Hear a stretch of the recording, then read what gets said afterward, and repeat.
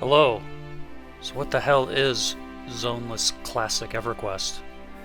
It isn't a whole lot at the moment. It's a little pet project of mine, made possible by the Lantern team toolset. More on that later. So this, of course, is the continent of Antarctica. Any old school Everquest player will have at some point made the classic Qeynos to Freeport run or vice versa. So we're going to be doing that. But what this project is this continent recreated in Unity. So using the Lantern tools, if you import any given zone in Classic Everquest, you're going to get one of these. This is Qeynos Hills. It's a big box. Really doesn't look anything like the map we just saw. All the zones are like this. Now, over here, I've taken all of the Antarctica zones, not including any of the cities or dungeons, and stitched them all together in Blender. And obviously this looks nothing like that map, right? All these big boxes. And in fact, the proportions are all off. Like, any one of the Qeynos maps, you could fit like half of the rest of the continent in there. So, you look at these two side by side. They don't look anything like each other. So what I've done is, using these extraction importing tools that Lantern has, I've sort of rebuilt this continent using Unity terrain and then placing the actual original game geo in for places like cities and dungeons. And we got this. So this is it's a huge thing. It's all to scale for most of the areas. So the common lands are kind of stitched together and they sort of fit in their spaces appropriately according to that printed map. The Qeynos, which were like proportionally so much bigger, they've been condensed, of course, and made into kind of just one big area. There's lots of compromises that took place here to sort of make this work. But it'd be interesting to hear, classic EverQuest players kind of what they think of this. And it's you'll see that are a few areas that don't have any beautification on them at all, and these were areas that never were shipped with classic EverQuest. They might have been added later in later expansions, but they don't look classic anymore. So we may still go back and add those kind of in a classic style. There's a lot of work to be done, but yeah, let's get to it. So there's going to be a lot of things that are obvious. First of all, performance is going to be an issue, and the reason that is because a continent this size in a game world should have streaming assets. This doesn't have any of that. Right now, all of the geometry is being loaded from Qeynos all the way to Freeport. Now that's only possible because this is super low, 20-plus-year-old fidelity artwork. But it's still going to chug when I make a jerky turn and it's looking at a bunch of stuff, especially when you're looking all the way across the continent. Another obvious thing, no NPCs, no monsters, any of that stuff, no sound. So this tool set, this Lantern tool set, community developed, it's got a lot going for it. There's, it's a small team led by a guy named Wiz, who is a wizard, also some kind of like a early game engine archaeologist kind of guy. He's been meticulously recreating this client in Unity, and I've had a lot of fun messing with it. And he's also made tools to both extract all of this data, the game levels, the models, the textures, into files that people can use in other things. And he also has importing tools to take definitions of a zone and import them into Unity with all the objects where they need to be, sounds where they need to be, light sources, and all these things. But with my particular version, obviously we've got the Unity starter asset guy rather than an actual EverQuest player model, and that's just because I'm kind of working in a not one-to-one version of his software, because that is completely meant to be exactly EverQuest. It uses zones, it's using a specific lighting system that his uses. So you're not going to see much in the way of lighting here. Everything's mostly just unlit, no shadows or anything like that. But so one of the first things, so yeah, we've ran all the way through Qeynos. We didn't zone anywhere. It's going to be all contiguous. But Unity terrains do provide an interesting way to enhance the old classic Everquest. This being, detail meshes, like so, just grass tufts all over the place, rendered through their terrain system. So it's much cheaper than if you hand place thousands of little bits of grass. So yeah, so we've wandered out here into Qeynos Hills. You'll notice that the trees also. I've gone and one of the things that I just, even at the time, noticed about the foliage in classic Everquest was like some of these early zones with their trees that are literally just 2 cards with a texture on them. Like that was low fidelity even for its time. So I've kind of brought all the trees up to what I will call like a Kunark or Velius level of fidelity. So rather than just 2 cards, they're kind of low poly trees. Nothing like a modern tree in a video game, but better than those 2 cards. I mean, if you look carefully throughout the video, you'll see these things popping because I actually use those cards as like the lowest level of detail. So trees off in the distance still use those cards, but then they'll pop to kind of this medium low fidelity tree. Obviously there's no grass painted all over the place. I haven't gotten around to, like, you could spend weeks sitting around painting detail meshes on a terrain. So yeah, so we're tromping through Qeynos Hills here. Obviously the proportion of Qeynos Hills changed from the rectangle that it was. I've sort of made it try to fit into a space that matches the printed map. So yeah, guiding principle to this whole project was, let's try to make these zones, take that geometry, these boxy geometry, and conform them to that printed map. That I had, one of the cloth maps. I'm sure a lot of people did. Spent a lot of time when I first played Everquest just looking at that thing, trying to equate where I was tromping around in this world to what little spot on the map. Periodically in this video, I'll pop up a little travel map of my zone to kind of offer some perspective as to where we're currently at.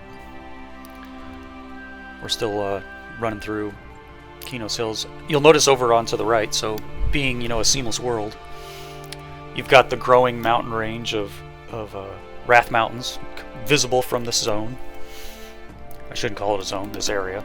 It's not, there is no zoning. And straight ahead of us, you'll see the Serpent Spine, the big row of mountains that sort of splits the continent in half.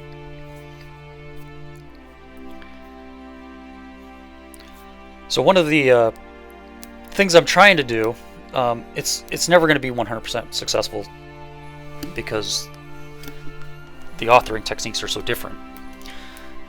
But with the terrain, since this is all height field based terrain like most terrain systems are, what that means is you have a height map, a grayscale, often at a high resolution 16-bit, and it's going to deform the terrain, and this is done at runtime. And the higher the resolution of your height map, the more fidelity you have in undulations of your terrain. And you also have what's called a splat map, which is sort of like a series of masks that say, oh, put textures of these types in these places. So what I've done to try to give it a classic-ish look is I'm using a very low resolution height map, so you still get kind of big polygons even when you run up close to a surface on the terrain, but I'm using a high resolution splat map so that it closer looks like those hand-painted transition textures that EverQuest had. EverQuest Classic didn't have a height map based terrain system. It was all modeled. And it really was like, you know, a zone might have 30 or more little textures, and each texture was, you know, like, okay, stone on the left corner transition to grass on the right corner, and then another one for top to bottom, and then this was all just hand UV'd by an artist, like super meticulous. I'm not going to throw any shade on original EverQuest developers. They were trailblazing at the time, and you know, it's easy for us to second guess those kind of decisions now, but you know, there was nothing really to compare to at the time. I think they did an amazing job. Like when I first played it, I was like, how the hell do they do all this? I was still myself at a, you know, beginning my game development career, still doing little sprites, 2D work. Hadn't even done a 3D game. There weren't that many on PC. Okay, so we've tromped all the way across Qeynos Hills, and we're going to come out into what is been transformed, instead of like the 4 big massive Qeynos zones in Classic, which were so huge you could just wander forever and not see anything. I've condensed them all into kind of one big area. And, you know, it's roughly, you know, each of the 4 zones that comprise the original Qeynos have been kind of just put into, you know, West Qeynos sort of like a slice of the west side, and south a slice of the south side, and north is kind of through the middle, and east is all the section next to the mountains. So I've tried to keep them, you know, the proportions of objects relative to each other as close as I can, but stuff is very condensed.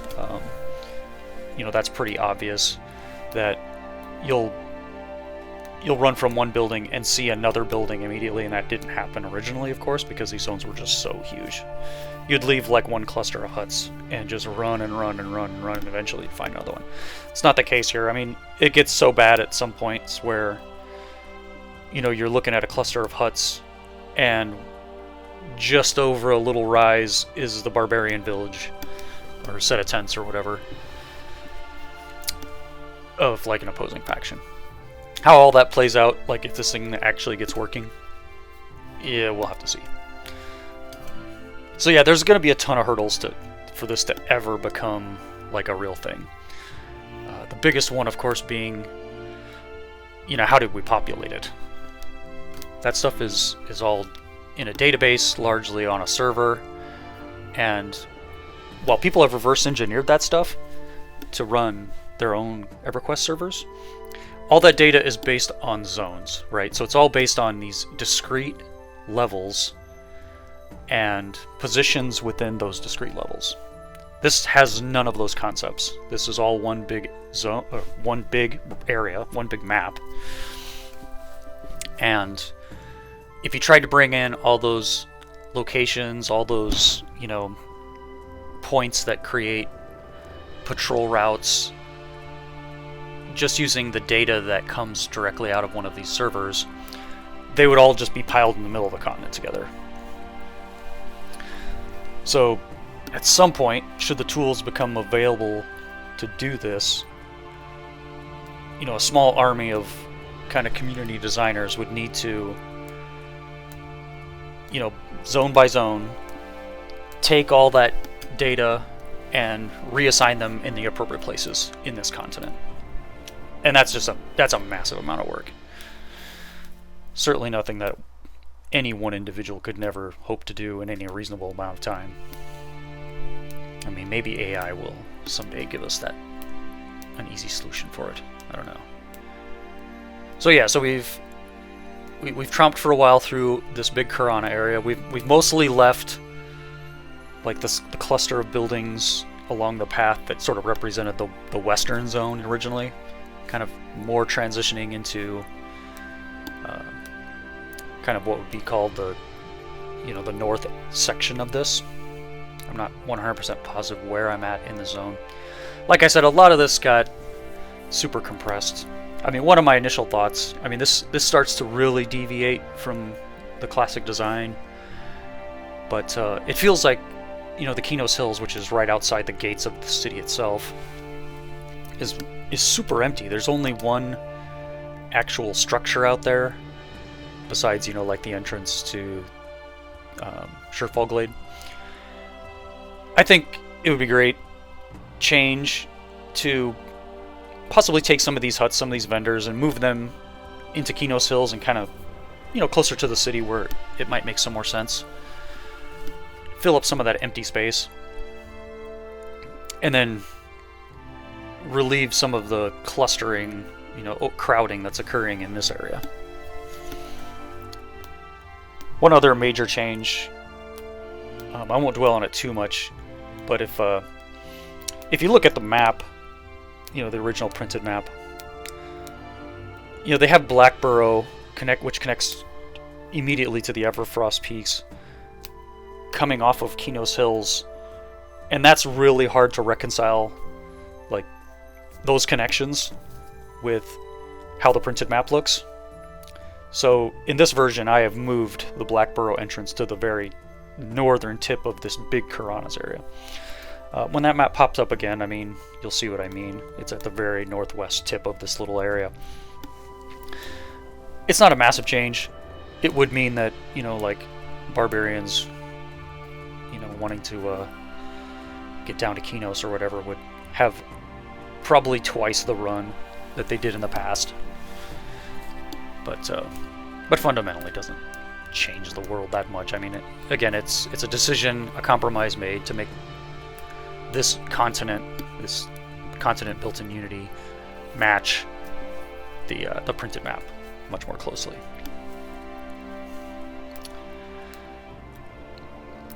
Yeah, so some other changes. Obviously, the skybox is not an Everquest skybox. It doesn't, you know, this thing doesn't have any time of day. It's not going to get dark. The fog settings aren't going to change. And these are all things that are actually supported in the full-blown Lantern client. Yeah, so I'll talk about that a bit. So the Lantern team has, you know, their goal is to recreate the client working in Unity, and they, by and large, have that going. They've started adding gameplay. I'll put a link in the description, of course, to if you want to learn more about it. But when you're playing that version, you're essentially playing sort of like just a standalone client. There's currently no combat. You know, the NPCs and the monsters run around. You can't fight them yet. I mean, that is a feature that is in the works.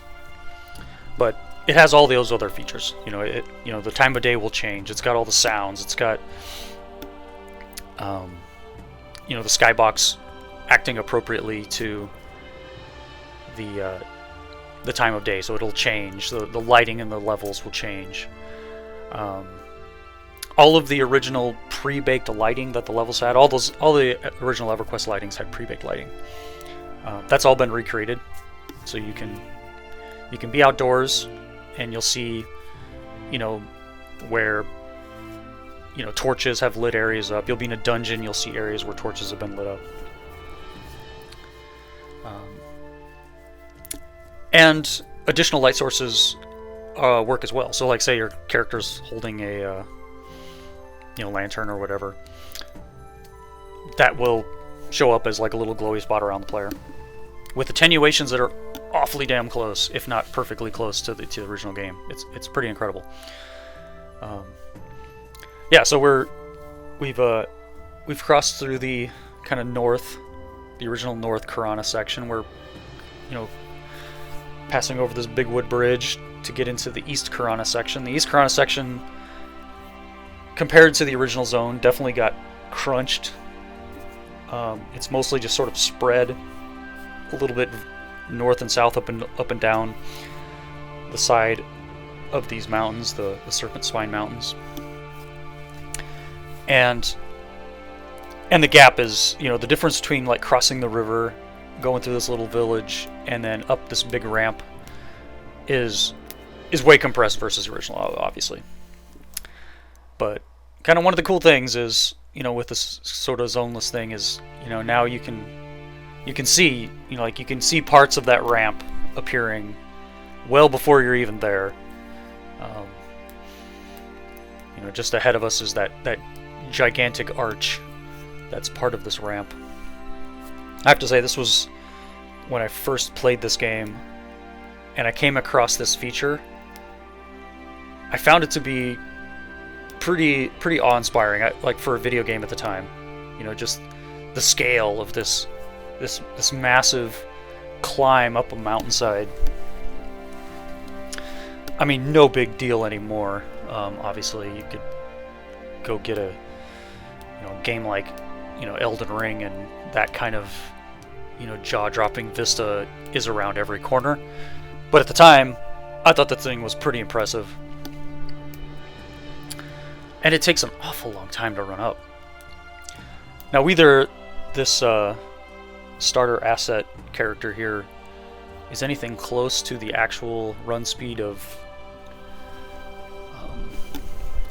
you know, an Everquest character. I don't know. It's been a while since I've actually played Classic.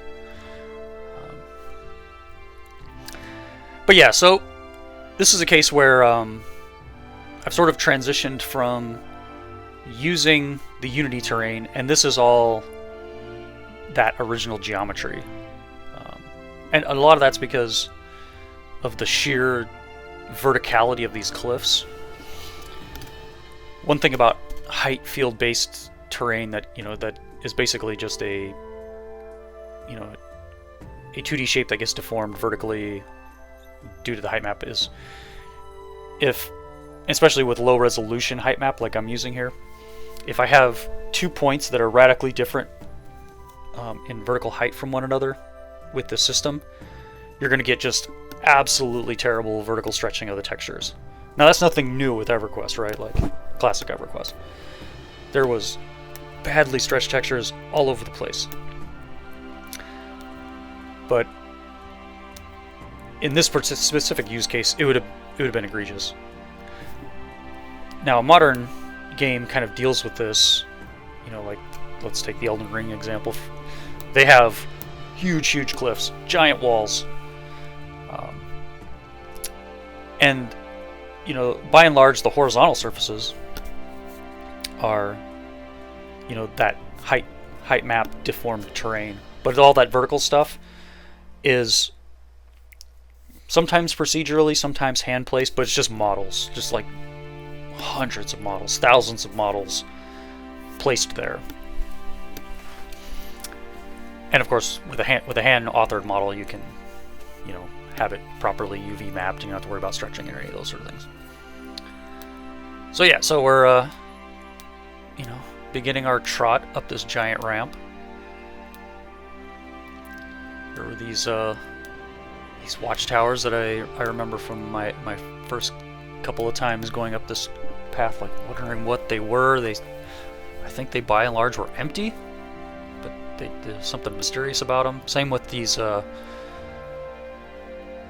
giant sculptural textures, you know, like this head ahead of us, and there's a couple of others further up. I mean, they kind of stick out, unfortunately, because they were so obviously like clip art versus some of the hand-painted stuff.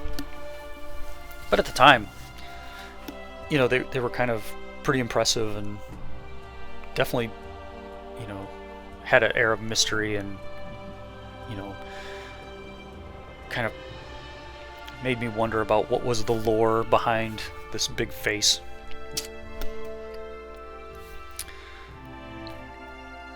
So yeah, here I'm going to real quickly just kind of run over and look over the edge. This actually is a little bit of a deviation from the classic thing where this whole canyon had vertical walls on all sides. I decided to kind of cut one of those walls away just to provide this vista.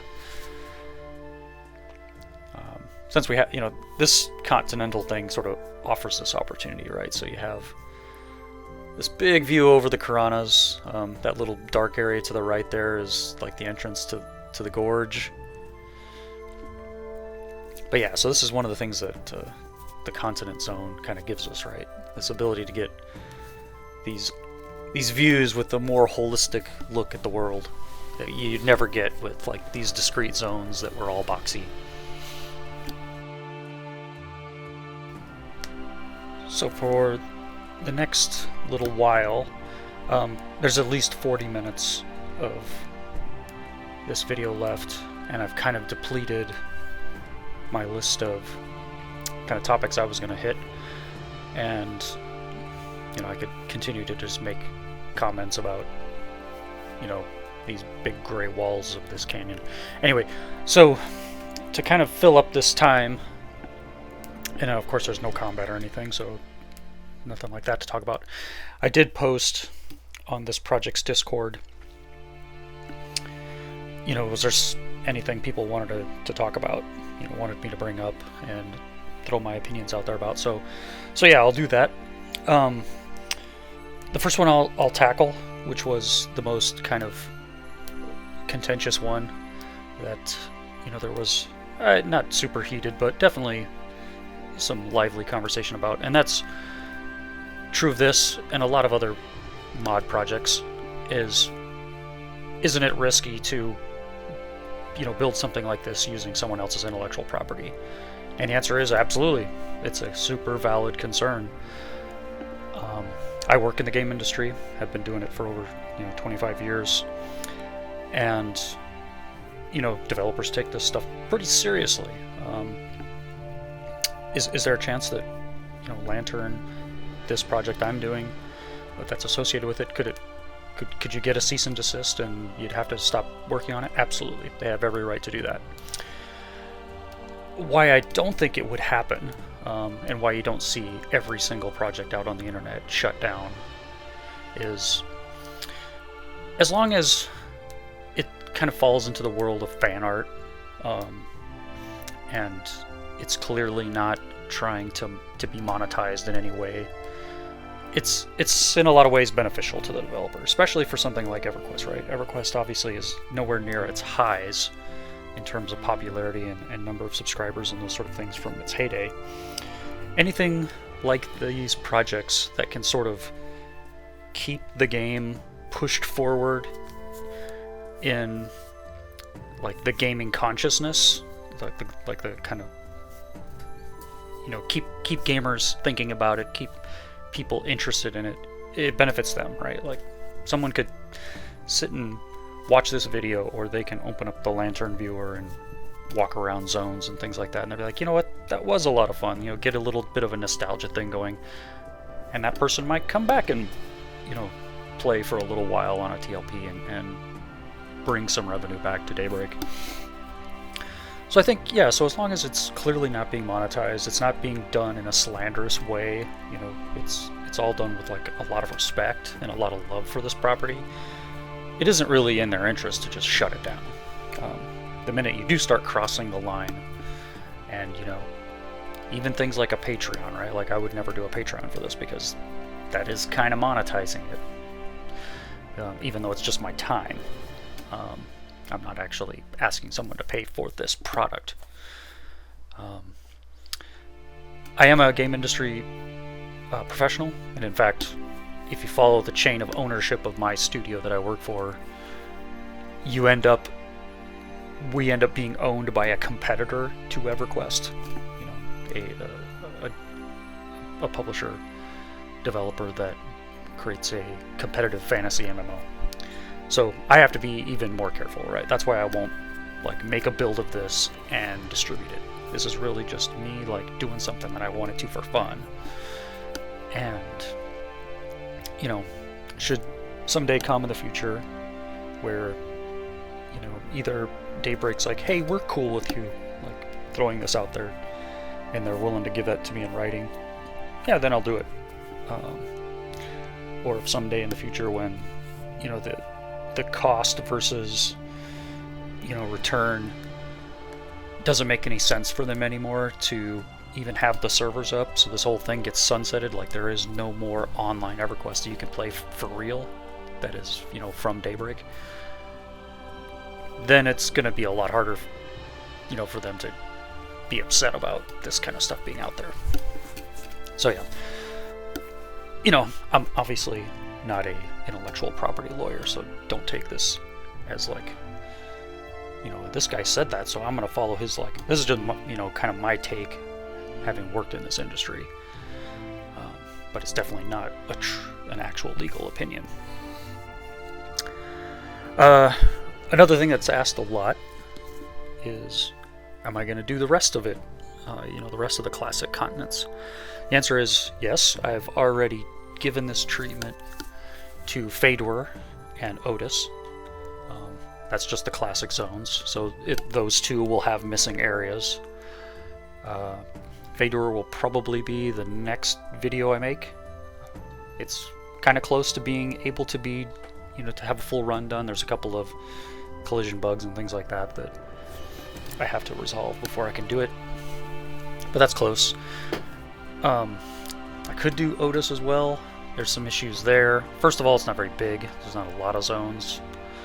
But secondly, yet another shortcoming of what I've got here is transporters don't work in my version, so it would be hard to do a full Otis run because some of that stuff is dependent on being able to transport, or teleport, I should say.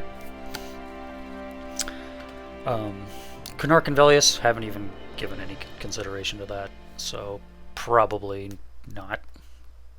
If I did, it would be quite some time from now.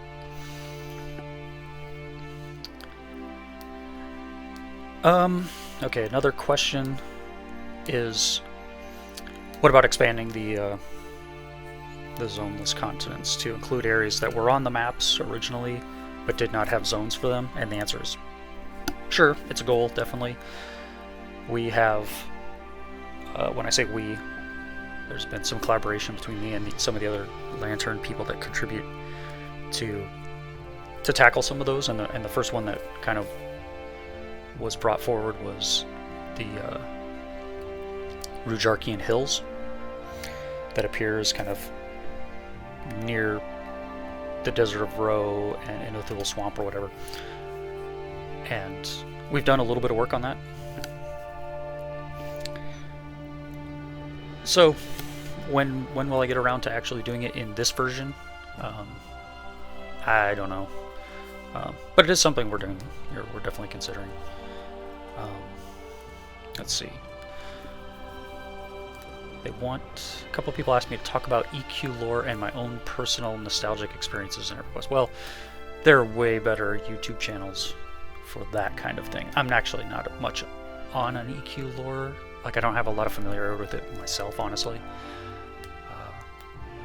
I never went through and, you know, read every last line from all my quests, and I didn't read, you know, little letters and lore books and stuff like that. So I definitely am not one to answer anything like that.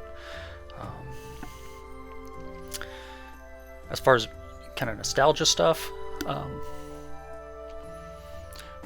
yeah, for me it was just, you know, exploring. That was the thing about this kind of game that I just loved the most, was just wandering around this big giant world, and the idea that the world continued on even after I logged off, right? That, you know, the time of day cycle kept going, people kept doing things, the monsters kept doing things, you know, and I just kind of came back and visited on occasion. I don't have like a lot of big stories on, you know, did I kill these raid bosses or anything like that. I was never part of any kind of big guild that would do that sort of stuff. Alright, so we finished our long run up the ramp and up here into High Pass. And I know this was one area that kind of got a revised pass to it over the years, and it turned into a more of a snowy place. I definitely like that, although it definitely looks inconsistent now with the rest of Classic. But I could see myself kind of maybe taking a pass at this to not maybe make it full-blown like Alpine, but, you know, snow piles, make it feel different than like you've gotten to the top of the mountain kind of thing.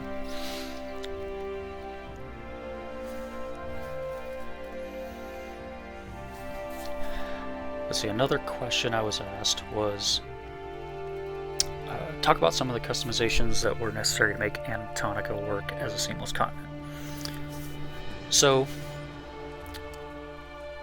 one of the things I already talked about was the Qeynos and sort of how they were consolidated.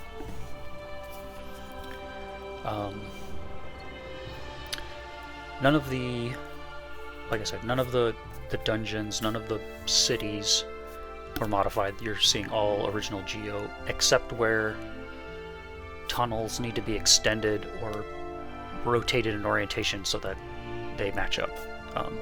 A lot of them just matched up normally anyway. Like you could take the different Freeports and import them all, into Blender or whatever, and they already match up. So perhaps they were modeled as one big thing and then cut apart to be implemented. I don't know.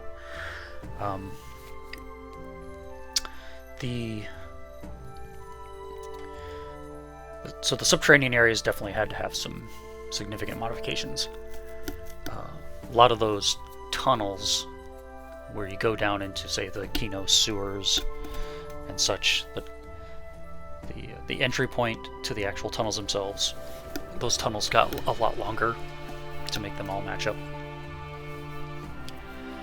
One area on the Antarctica map that also had some significant revision was kind of the collective area of Lake Wrathtier, Mountains of Wrath, and Arena. In the original,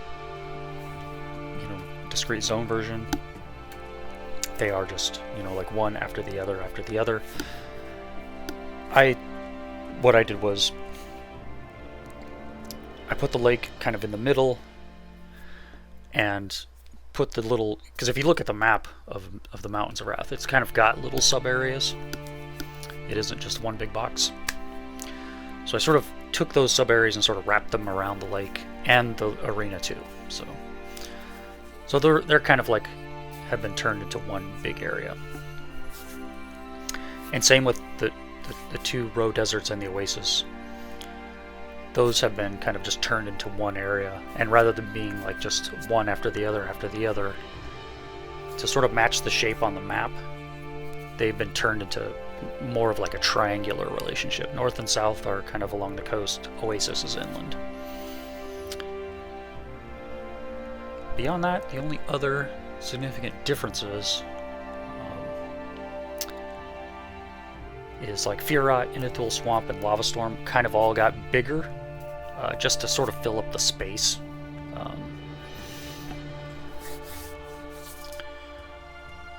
If you kind of match their zone to how big they appear on the map. Okay, so we've run all the way through High Pass. And so what you're seeing here is kind of looking down on Kithakor, and this definitely is a section where I had to add something that didn't exist before, which is a significant ramp down. If you just stitched together the zones as they exist originally, you don't ever gain the same amount of elevation from Freeport up to High Pass that you do from Qeynos up to High Pass. Like, there is no equivalent of that giant ramp. So what I ended up doing on this side, on the east side of the continent, when you exit High Pass Hold, is I created, a bunch of switchbacks.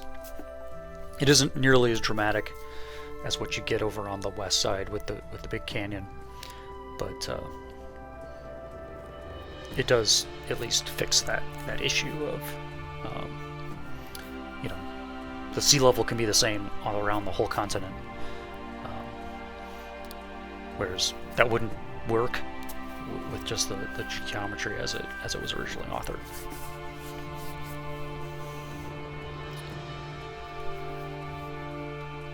See, another question was, What lore or philosophies did I draw on for the Zoneless continent? Not sure I completely understand the question, but I will try to just respond.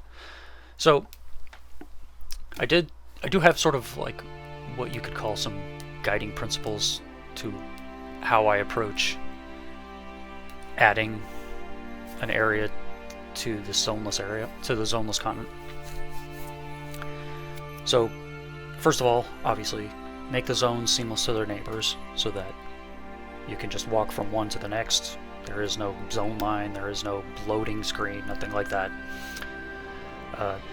So that typically means some kind of modification to the transitions areas, and then rotating orientations relative to their neighbors so that everything sort of fits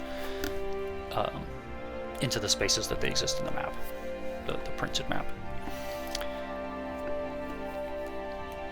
Again, I'm trying to keep the relative shapes and sizes of the map, so turning a box into something more organic, of course, means that camps have to get tweaked around and moved somewhat differently relative to each other. I try to keep that as close as possible to the original experience, but not always possible. And Qeynos is going to be an example of somewhere it had to deviate. So the original Qeynos does actually have elevation gain to it. Like when you first enter it from the common lens side or whatever, you do gain elevation. It's just not very much. And in order to help make up some of that difference, Qeynos has been turned into one big switchback. So it's basically a big horseshoe. You could, when you're coming downhill, here's, by the way, is another lookout, a vista point. You can kind of look out over the common lens. So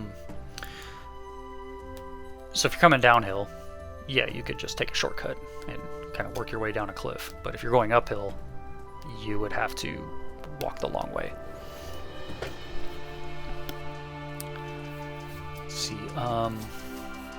Like I mentioned before, Cities and Dungeons, classic versions. Only minor modifications, and usually mostly just the subterranean stuff.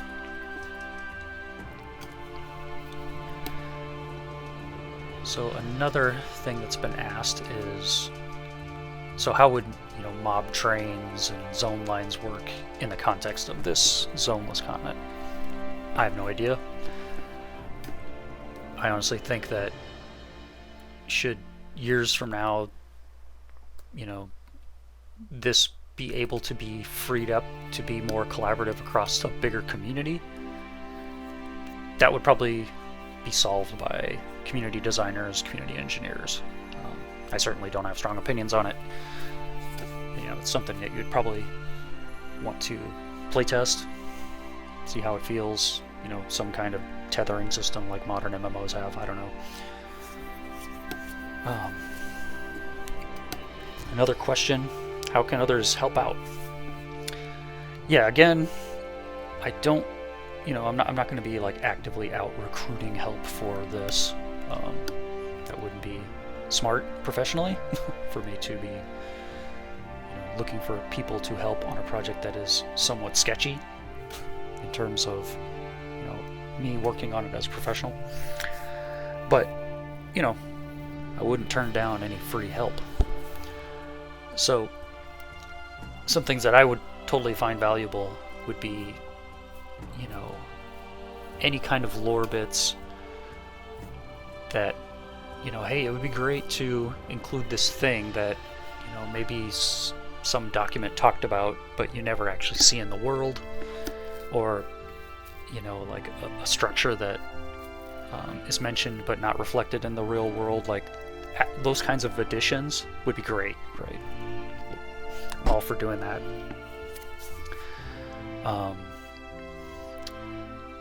Also, if people who are way more familiar with the lore wanted to tackle some of these missing areas.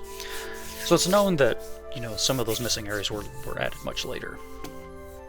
I'll take Dead Hills as an example, right? That's that area in the lower left corner of the Antarctica continent. Now, it was added years later in the Call of Forsaken expansion, but that was for like level 100 plus, and it doesn't have a direct tie into the continent, right? Like getting to it is really roundabout and not the way the continents are tied together in Classic. You know, so if some creative person wanted to kind of reimagine that space, taking kind of what makes it distinctive in the real version, the level 100 version, and making it work within the context of level 50 or less, and how it would tie into the zones around it. I mean, that kind of research and proposals would be great. You know, I would definitely take that kind of work and try to integrate it. Another thing that, you know, like 3D artists, if they felt they wanted to contribute, is much like the trees are the most obvious example, but I've done it in a few other things where I've done sort of like these mildly upgraded, you know, kind of like what I'll call like a 1.5 upgrade of assets. It's beneficial in two ways. One, you know, it just makes things a little bit prettier while hopefully keeping it classic looking. So yeah, if people want to make more of that kind of stuff, you know, just pick out props, you know, barbarian tent, you know, this lamp, whatever. I'm more than, you know, happy to drop it in. It's also useful because it at least somewhat separates me from, you know, the quote distribution of original content, even though making a copy of something that is so obviously very similar isn't really new.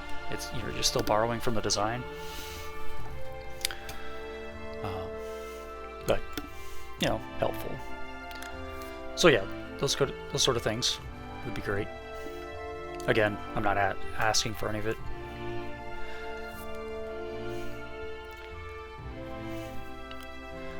Yeah, so that was about the end of the list. You know, we're still tromping through Kithakor here. Still got quite a bit of time to march all the way through to get to Freeport.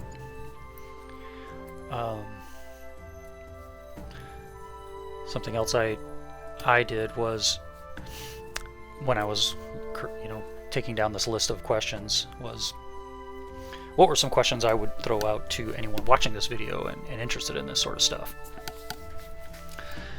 And one of them that I guess I have is, how do people feel about, like, you know, deviation from classic? Obviously, if you want a super upgraded, beautiful, modern-looking game, there's plenty of other options, right? You'd mostly want to play something like this because of the nostalgia factor. You're not necessarily looking for a super beautiful version of the same thing, but maybe you are. So, you know, if I'm wrong, yeah, let me know why. And, you know, if you end up getting, you know, the exact same world, you know, all the same layout, the same monsters, all the same quests, you know, maybe with some new stuff thrown in, but the only difference was a graphics upgrade, is that something that interests a lot of people or not?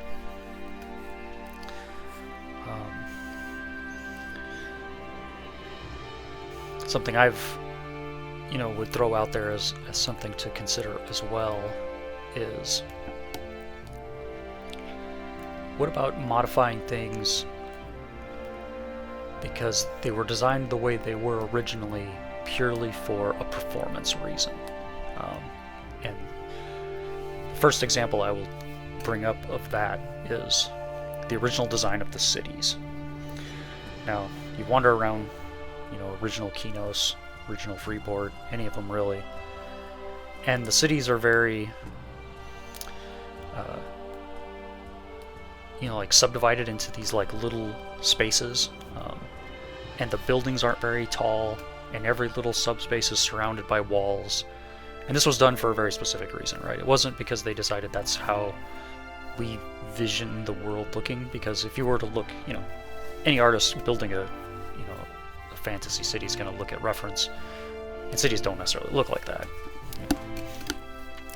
It was done for this game because cities were going to be always a performance challenge, because you're talking about a lot of stuff in a small area, lots of players, lots of NPCs, and the way you sort of help solve that performance problem is by keeping your lines of sight extremely short.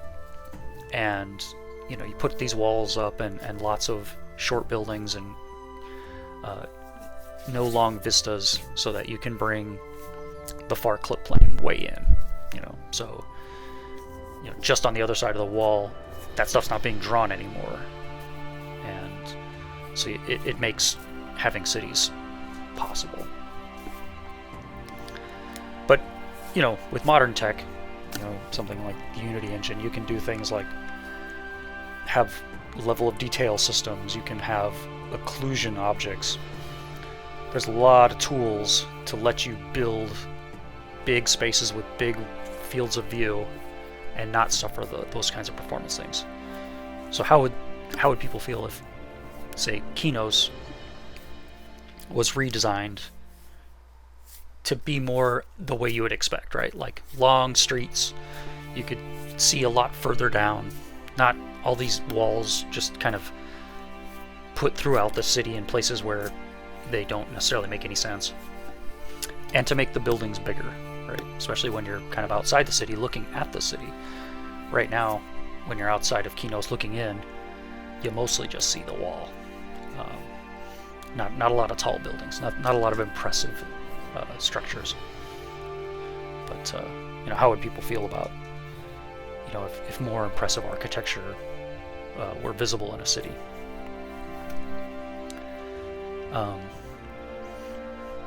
I know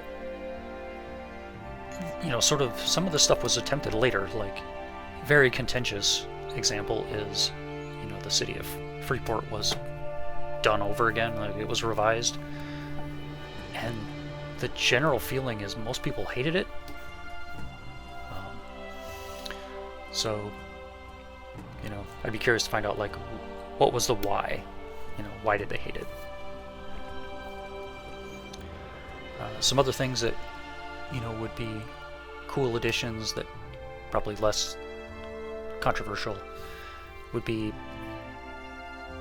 expanding upon sort of like the watersheds of this space. If you think about a game like Skyrim, right? Skyrim's a good example of this. I think they do a really great job.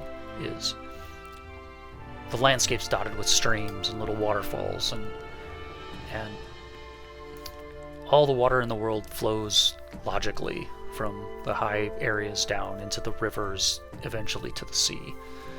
You don't get a ton of that in classic Everquest. There's just like a couple of big rivers. You don't ever cross little streams. You don't have like little waterfalls in the mountains and things like that. So some stuff like that would be fun to do. And then one that's a bit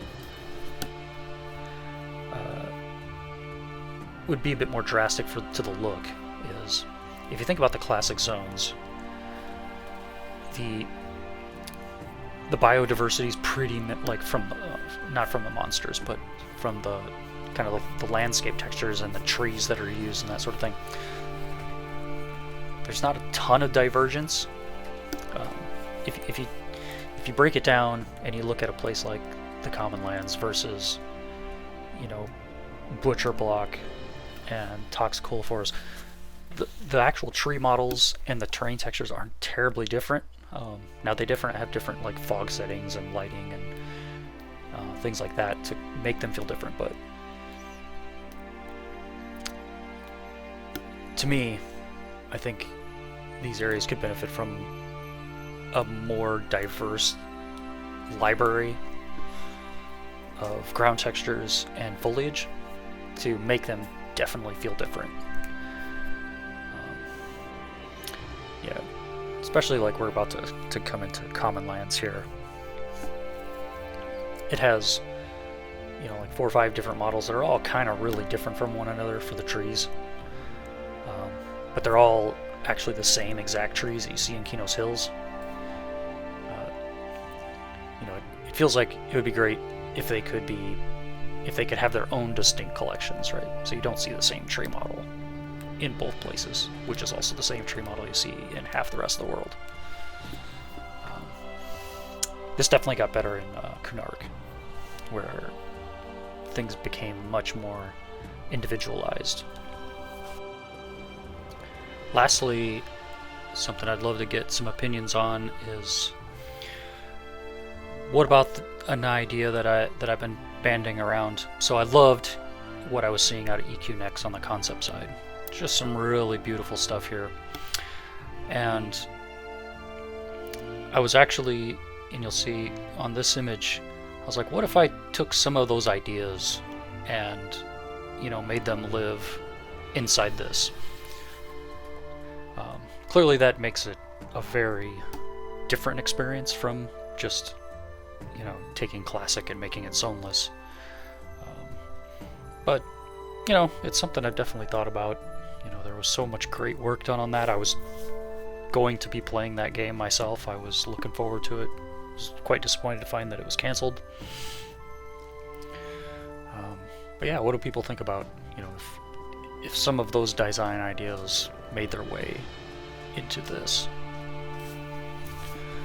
So I'm pretty much kind of depleted all my talking points for the second time. So I'm probably going to sign off. I appreciate anyone who's made it this far. You'll just be mostly stuck with some music on the last of this run across the common lands and through Freeport. But yeah, thanks for checking it out.